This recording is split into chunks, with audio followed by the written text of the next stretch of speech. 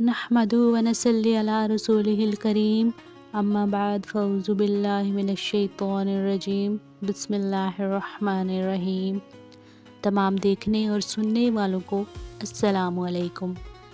حدیث شریف میں حضرت ابو ہریرہ رضی اللہ عنہ سے منقول ہے کہ نبی کریم صلی اللہ علیہ وآلہ وسلم نے فرمایا، جب تمہیں کوئی بھاری اور مشکل معاملہ پیش آ جائے تو حسبنا اللہ و نعم الوکیل پڑھا کرو۔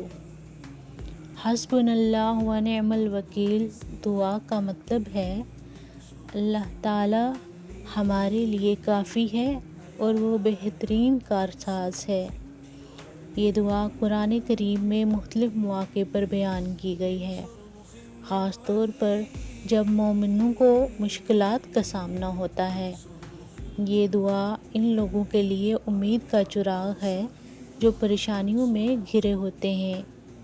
یہ دعا اس وقت پڑھی گئی جب مسلمانوں کو بدر کے میدان میں مشکلات کا سامنا تھا۔